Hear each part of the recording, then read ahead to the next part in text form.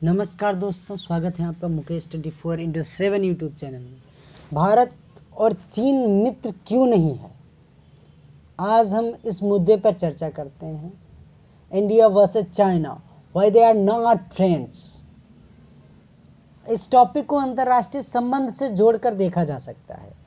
तो चलिए इस वीडियो में आज हम बात करते हैं India versus China, why they are not friends.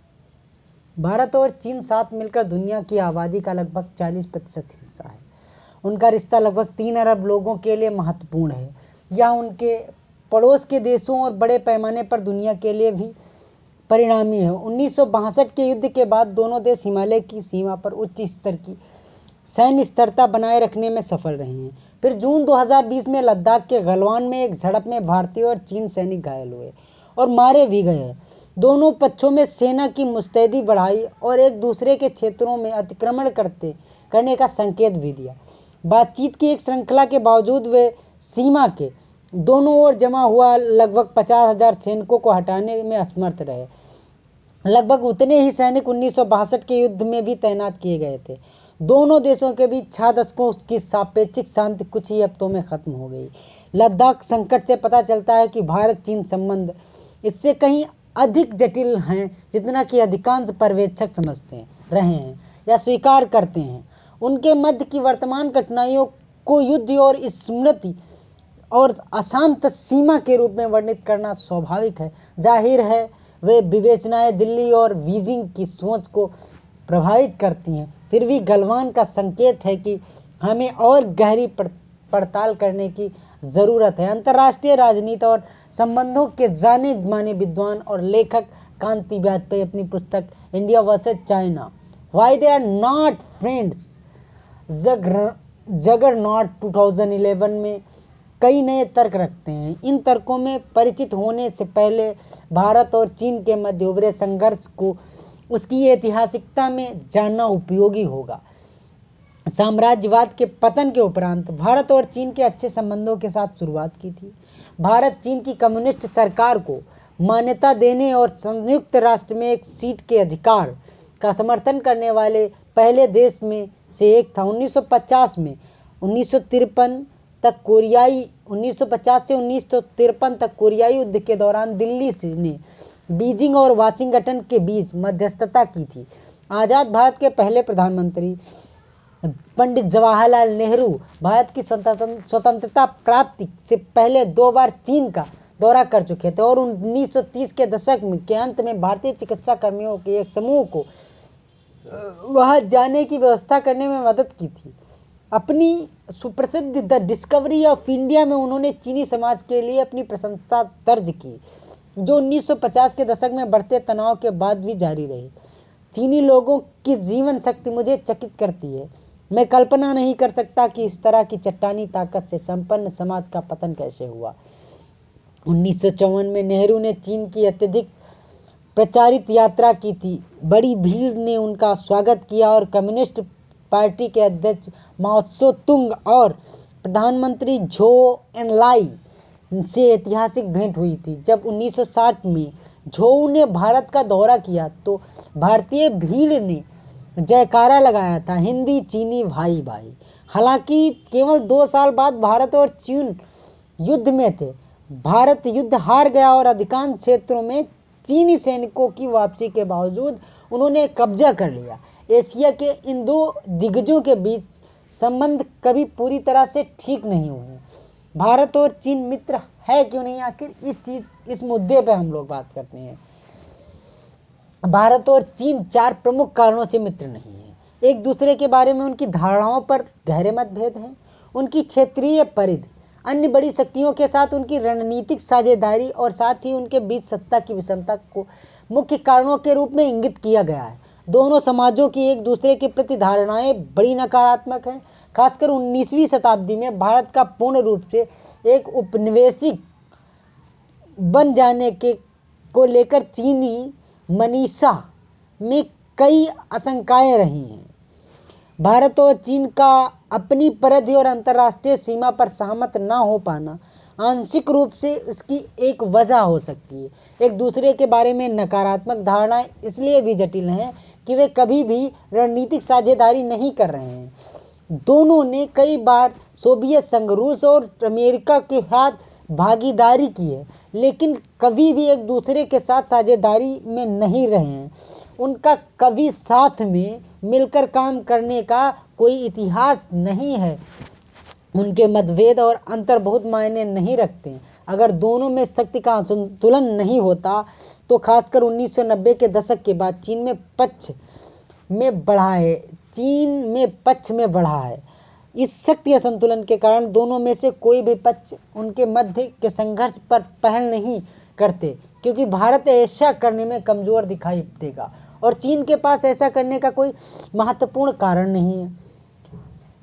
ऊपर गिनाए गए कारणों को अंग्रेजी में 4P की तरह समझाया गया है।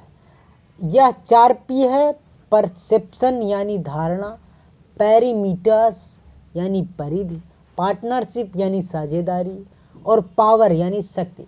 इनके अतिरिक्त वाजपेयी सवाल उठाते हुए पूछते हैं, ऐसे अन्य कारक भी हैं जो भारत और चीन के संबंधों को प्रभावित करते हैं। फिर 5वें P यानी पाकिस्तान के बारे में बात उठाई गई है, जिसे अक्सर संघर्ष के स्रोत के रूप में पहचाना जाता है। पाकिस्तानी प्रधानमंत्री यूसुफ गिलानी ने चीन के साथ अपने देश की दोस्ती को पहाड़ों से भी ऊंचा, समुद्र से भी गहरा, स्टील से भी मजबूत और शहद से भी मीठा बताया था। इन दो शक्तियों के बीच अर्धगठबंधन स्पष्ट रूप से भारत को परेशान करता है, जो इस्लामाबाद को बीजिंग की भू राजनीतिक चालों में से एक मोहरे के रूप में देखता है। भारत और चीन कई अन्य मतभेदों के कारण भी विभाजित है, जैसे दक्षिणी एशिया में भारत के अन्य पड़ोसियों के मध्य बढ़ता है चीनी प्रभाव। साथ ही चीन और राजनीतिक दूरी में जापान और वियतनाम के साथ भारत का मजबूत होता गठबंधन। वहीं दुनिया के अन्य हिस्सों में और बहुपक्षीय मंचों में उनकी कूटनीति के साथ दोनों शक्तियां द्वारा अंतर्राष्ट्रीय स्तर की मांग और चीन के साथ भारत की भारी व्यापार घाटा इसमें शामिल है। साथ ही यारलुंग, तानसाग्पो, ब्रह्मपुत्र नदी पर चीनी बांध निर्माण जैसे कारकों को भी उल्लेखित करना होगा। पुस्तक की इस उपयोगिता क्या है? यह पुस्तक भारत चीन संघर्ष के बारे में दोनों देशों की एक दूसरे की धारणाओं, सीमा और तिब्बत पर उनके मतभेदों और महान शक्तियों के साथ उनकी साझेदारी के साथ उनकी बढ़ती शक्ति विषमता की पड़ताल करती है। दोनों देशों के बीच सहयोग का रिकॉर्ड भी है, जो मुख्य रूप से सीमावर्ती क्षेत्रों में सैन्य स्थिरता को बनाए रखने में सामने आते हैं। 1967, 1975, 1986, 1987, 2013, 2014, 2015, 2017 और 2020 में गंभीर टकराव के बावजूद इन 8 प्रकरणों में भारत की तरफ से शहीदों की कुल संख्या 100 से थोड़ी ही अधिक है। चीनी आंकड़े सार्वजनिक नहीं हैं। इतने बड़े देश के बीच एक भीषण सीमा विवाद को देखते हुए यह संख्या कम ही कही जाएगी। दूसरी ओर लगभग 25 वर्षों की सैन्य स्थिरता के बाद बस पिछले दशक में भारत और चीन के बीच 5 बड़े टकराव हुए हैं। एक पुस्तक के तौर पर इंडिया वर्सेस चाइना 4 व्यापक तर्क उपलब्ध करवाती है। पहला, जबकि भारत और चीन ने लगभग 15वीं शताब्दी तक कई बार एक दूसरे की ओर देखा है, 19वीं शताब्दी के उत्तरार्ध से एक दूसरे के बारे में उनकी आधुनिक धारणाएं काफ़ी हद तक नकारात्मक हो गई। हाल में कोविड-19 महामारी ने इन नकारात्मक धारणाओं को और शक्तिशाली बनाया है। उनकी आपसी धारणाओं पर औपनिवेशिक विचारों के प्रभाव के साथ साथ दोनों पक्षों की अज्ञानता ने भी तिरस्कार और अनादर की भावनाएं पैदा की है। आम भारतीय और चीनी एक दूसरे को किस तरह से देखते हैं, यह ज़्यादातर अज्ञात है। दूसरे में परिधि का मतभेद है। सीमावर्ती भूमि और तिब्बत भारत चीन संघर्ष के केंद्र में है। बकौल कुछ लेखक मूल झगड़े के लिए भारत को दोषी ठहराते हैं, वहीं दूसरी चीन को।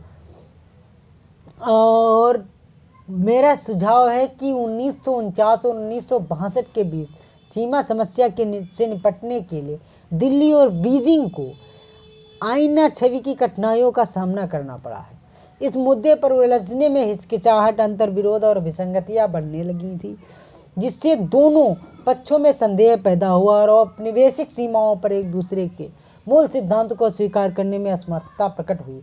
तिब्बत पर एक दूसरे की प्रतिबद्धता के बारे में दोनों के मध्य संदेह और बढ़ गए थे। भारत में निष्कर्ष निकाला कि चीन तिब्बत की स्वायत्तता पर अपनी प्रतिबद्धताओं को से मुकर गया था और चीन ने निष्कर्ष निकाला कि भारत 1950 के बाद तिब्बत की स्थिति को पूर्ववत करना चाहता। प्रत्येक पक्ष ने एक दूसरे को सैन्य रूप से रक्षात्मक होने की बजाय आक्रामक माना था। सीमा पर मतभेद, तिब्बत और हिमालय में सैन्य गतिविधियां इन संबंधों को और जटिल बना रही हैं। तीसरा, यदि भारत और चीन अंतर्राष्ट्रीय स्तर पर भागीदार होते तो उनका एक दूसरे के प्रति अपनी नकारात्मक धारणाओं और परिधि में उनके संघर्षों के विरुद्ध संतुलन बनाने और के लिए रणनीतिक सहयोग का इतिहास होता। असहमत होने पर उन्हें एक दूसरे को आश्वस्त करने के लिए भी उपयोग किया जाता। इसके बजाय 70 वर्षों के जुड़ाव में वे लगभग हमेशा विश्व राजनीति के विपरीत पक्षों में रहे हैं। वे कभी भी एक आम शत्रु के विरुद्ध भागीदार नहीं है बने, हालांकि उनके हित कभी कभी समानांतर दिखाई देते हैं, खासकर जब अमेरिका आधिपत्य का विरोध करने का समय था। अंत में 1980 के दशक की शुरुआत से भारत आर्थिक, सैन्य और सॉफ्ट पावर के मामले में चीन से तेजी से पीछे हो गया। आर्थिक तौर पर शक्ति असंतुलन बहुत बड़ा है और निकट भविष्य में इसकी और दुर्गम होने की संभावना है। सैन्य शक्ति अंतर भी एक गंभीर समस्या है, जबकि वास्तविकता में यह भूगोल द्वारा संयमित है, क्योंकि भारत और चीन के बीच के पहाड़ों और समुद्री दूरियों का मतलब है कि युद्ध और बल का प्रयोग सीमित होगा। इस तरह इस किताब में हमें इस ओर उकसाती है कि हम भारत के बारे में चीन की बनी धारणाओं को जानें और साथ ही चीन के बारे में भी जानने का प्रयास करें। दो एशियाई महाशक्तियां बिना एक दूसरे के बारे में जाने कैसे आगे जा सकती हैं, यह सवाल इस किताब में बार बार उभरता है। ऐसे ही किताबों के बारे में जानकारी के लिए और नॉलेज फॉर इंफॉर्मेटिव वीडियोस के लिए हमारे मुकेश 24x7 यूट्यूब चैनल को लाइक, शेयर, सब्सक्राइब करना ना भूलें। मिलते हैं